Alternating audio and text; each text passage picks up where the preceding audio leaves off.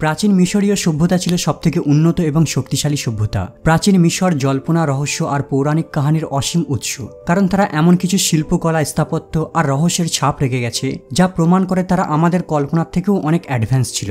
আজকের ভিডিওতে মিশর থেকে খুঁজে পাওয়া এমনই কিছু আবিষ্কার দেখাবো যা এমনকি গবেষকদেরও হতবাক করেছে, আর এই আবিষ্কারগুলিকে এখনো সমাধান করা সম্ভব হয়নি, আর ভবিষ্যতে হয়তো সমাধান করা সম্ভব হবে না। Hidden chamber in the pyramid. Geyser pyramid বিশ্বের সবথেকে বৃহত্তম পিরামিড হিসাবে পরিচিত। প্রায় 4500 বছর ধরে মিশরের কায়রো শহরের অদূরে উন্নত সভ্যতার ইতিহাস বহন করে আজও দাঁড়িয়ে রয়েছে অক্ষত। তবুও এই পিরামিডটির ভিতর লুকিয়ে রয়েছে অগন্তি রহস্য যা এখনও বিজ্ঞানীরা সমাধান করে চলেছে। এই পিরামিডটির হাইট প্রায় 146 মিটার। সময় অতিবাহিত হওয়ার সাথে সাথে মিশরের জলবায়ু বদলেছে, সেই সাথে কমে এসেছে পিরামিডের অরিজিনাল হাইটও। ঝড়ের কারণে পিরামিডের অনেক অংশ ক্ষয় হয়ে গেছে। শত বছর ধরে গবেষকরা এই পিরামিডটিকে নিয়ে বহু গবেষণা করার পর ভেবে নিয়েছে এই পিরামিডের সব রহস্য তারা উন্মোচন করতে সক্ষম হয়েছে। কিন্তু 2017 সালে তারা এই পিরামিড থেকেই এমন এক রহস্যের সন্ধান পায় যা গোটা বিশ্বের গবেষকরা আবারও নতুন করে পিরামিড নিয়ে গবেষণা শুরু করে। আসলে তারা পিরামিডের ভিতর একটি গুপ্ত চেম্বারের সন্ধান পায়। এই চেম্বারটি পিরামিডের একদম সেন্টারে অবস্থান করে। এই চেম্বারটি প্রায় 30,000 পাথরের ব্লকস দিয়ে নির্মাণ করা হয়। চেম্বারটি অবস্থিত পিরামিডের গ্রেট গ্যালারির 30 মিটার উপরে। গবেষকরা এই গোপন চেম্বারের রহস্য ভেদ করার জন্য তারা আরও উন্নত মডার্ন টেকনোলজির সাহায্য নেয়, কারণ এতদিন ধরে তারা যে টেকনোলজিগুলির সাহায্য নিয়ে পিরামিডটিকে গবেষণা করছিল তাদের সামনে গোপন চেম্বারটি থাকার সত্ত্বেও খুঁজে বের করতে ব্যর্থ হয়। আসলে যখন গবেষকরা পিরামিডের ভিতরে ডিজাইন ম্যাপ করার জন্য সাব অ্যাটমিক পার্টিকেলের প্রয়োগ করছিল, আর তখনই চেম্বারটি তাদের সামনে উদ্ঘাটিত হয়। এই ঘটনার পর গোপন চেম্বারের নিউজ গোটা বিশ্বে ছড়িয়ে পড়ে। কিন্তু তার সত্ত্বেও পিরামিড আর তার আশেপাশের এরিয়াকে অনেক গবেষণা করার পরেও গোপন চেম্বারটি আজও একটি রহস্য রয়ে গেছে। কেউই জানে না এত বড় ইউজলেস চেম্বার কোন উদ্দেশ্যে তারা পিরামিডের একদম সেন্টারে নির্মাণ করেছিল, কারণ এই চেম্বারটির ভিতর কোনো মমি ছিল না। চেম্বারটি ছিল সম্পূর্ণ ফাঁকা। হয়তো ভবিষ্যতে বিজ্ঞানীরা এর রহস্য সমাধান করতে সক্ষম হবে, তবে এখনো পর্যন্ত এই গোপন চেম্বারটি একটি অমীমাংসিতই রহস্য রয়ে গেছে। সম্ভবত প্রাচীনকালে কোনো প্রথার জন্য এই চেম্বারটিকে তারা নির্মাণ করেছিল। Mysterious liquid in the tomb. প্রাচীন মিশরের প্রত্নতাত্ত্বিক খোঁজ সত্যি অনেক চমকপ্রদ, কিন্তু সবথেকে ইন্টারেস্টিং এবং গুরুত্বপূর্ণ খোঁজ সর্বদা মিশর থেকে খুঁজে পাওয়া সমাধিস্তম্ভ। কারণ প্রাচীন মিশরীয়দের কাছে দাফন আর সমাধিস্তম্ভ ছিল খুবই পবিত্র আর গুরুত্বপূর্ণ। এই দেশেই প্রাচীনকালে মৃত ব্যক্তিদের দাফন করার এমন অনেক প্রথা ছিল যা আজও আমাদের কাছে আশ্চর্য করে। মমি বানানো এমন একটি প্রথার মধ্যে অন্তর্ভুক্ত, যেখানে মৃত ব্যক্তির দেহে লিকুইড লাগিয়ে তাকে বৈজ্ঞানিক পদ্ধতিতে অক্ষত রাখা হতো, যা প্রমাণ করে প্রাচীন মিশরীয়দের কাছে পরকাল আর সমাধি প্রথা কতটা গুরুত্বপূর্ণ ছিল। রিসেন্টলি আর্কিওলজিস্টরা খননের সময় এমন একটি কফিনের সন্ধান পায়। এই কফিনটি ছিল একটু ভিন্ন। আজ পর্যন্ত মিশর থেকে যত কফিন পাওয়া গেছে সবই ছিল কাঠের, কিন্তু এই কফিনটি ছিল সম্পূর্ণ ভিন্ন। এই কফিনটি ছিল কালো পাথরের। গবেষকরা মনে করেছে হয়তো কোনো নতুন সমাধি প্রথা বিশ্বের সামনে উন্মোচিত হতে চলেছে। কিছু গবেষক মনে করেছে সম্ভবত আলেকজান্ডারের বডিকে এই কফিনের ভিতর রাখা হয়েছে, কিন্তু যখন কফিনটিকে সমাধিক্ষেত্র থেকে তোলা হয় তারা অনুমান করে এই কফিনটির ভিতর বিশেষ কিছু গোপন রহস্য রয়েছে, কারণ কফিনটি থেকে লাল লিকুইড চুয়ে চুয়ে পড়ছে। কিন্তু যখনই তারা কফিনের ঢাকনা খোলে এক ভয়াবহ আবিষ্কার তাদের সামনে উন্মোচিত হয়, যা তারা আশা করেছিল তা সম্পূর্ণ ভিন্ন। মানে এই কফিনের ভিতর আলেকজান্ডারের মৃতদেহের পরিবর্তে 3 জন ব্যক্তির মৃতদেহকে টাইটভাবে কফিনের ভিতর রাখা ছিল, আর এই 3 জন ব্যক্তিকে প্রাচীন মিশরীয় পদ্ধতিতে মমি বানিয়ে প্রিজার্ভ করে রাখা হয়নি, বরং মৃত্যুর পর তাদেরকে এই কালো পাথরের কফিনের ভিতর এভাবেই রেখে দাফন করে দেওয়া হয়। কফিনের ঢাকনাটি সিলও করা ছিল না, কিন্তু এই কফিনটি ভীতিপ্রদ হওয়ার পেছনে দুটি মূল কারণ রয়েছে। যখন এই কফিনে রাখা 3 জনের কঙ্কালকে ল্যাব টেস্ট করা হয়, জানা যায় এর মধ্যে একটি কঙ্কাল ছিল মহিলার।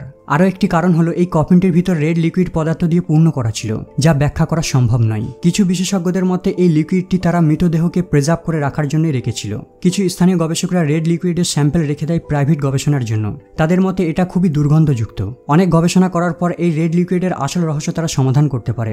আসলে একসময় সমাধির পাশে ড্রেন ছিল, আর পূর্বেই বলেছিলাম কফিনের ঢাকনা সিল করা ছিল না, তাই ড্রেনের নোংরা জল কফিনের ভিতর প্রবেশ করত।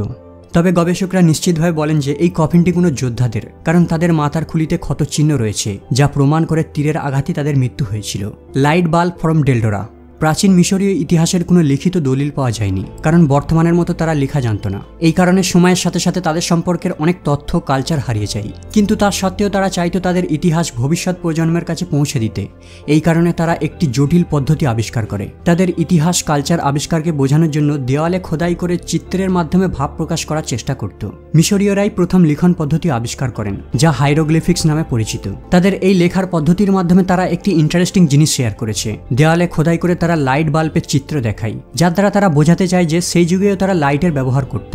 আমরা সবাই জানি 1879 সালে থমাস এডিসন প্রথম লাইট বাল্বের আবিষ্কার করেন, কিন্তু সমস্যা হলো প্রাচীন মিশরীয়দের কাছে বর্তমানের মতো এমন কোনো ইকুইপমেন্ট ছিল না যার দ্বারা তারা লাইট বাল্বের প্রথম ভার্সন আবিষ্কার করতে পারবে। কিন্তু তার সত্ত্বেও তারা খোদাই করে লাইট বাল্বটিকে এমনভাবে অঙ্কন করেছে যা বর্তমানে লাইট বাল্বকে বর্ণনা করে।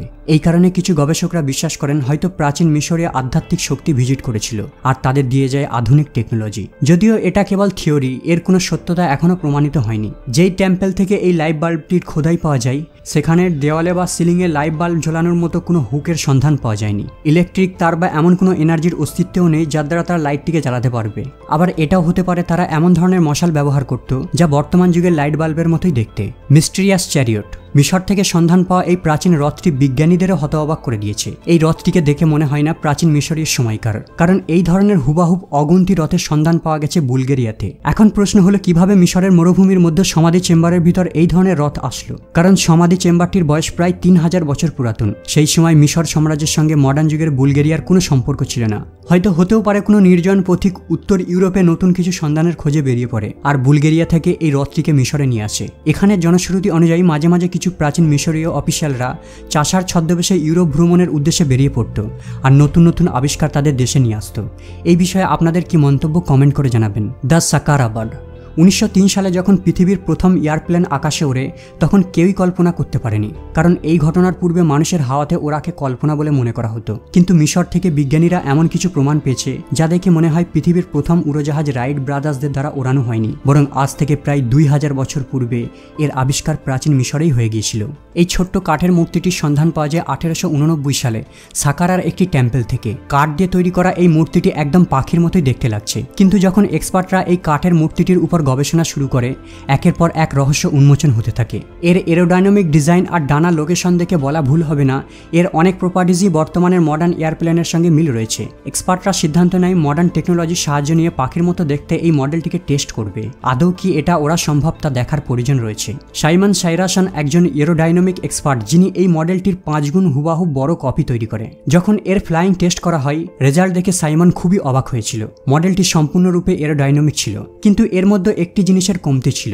জাহাজ টেক অফ আর ল্যান্ডিং এর জন্য টেলের সাহায্য নিতে হয়, কিন্তু এই টেলটি মডেলটির মধ্যে মিসিং ছিল।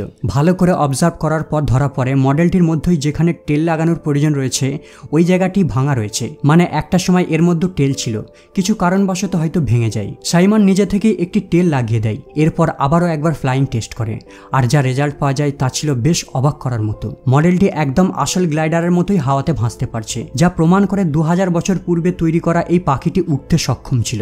তাছাড়া এই মন্দিরের দেয়ালে খোদাই করা একটি মডার্ন এয়ারপ্লেনের চিহ্ন রয়েছে, যার মধ্যে রাডারও দেখা যাচ্ছে।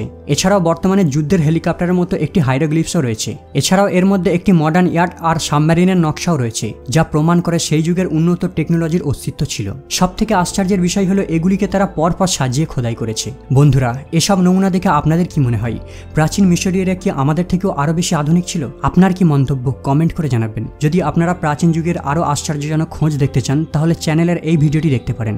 আজ এই পর্যন্ত আপাতত বিদায় নিলাম, দেখা হবে আবার পরের এপিসোডে।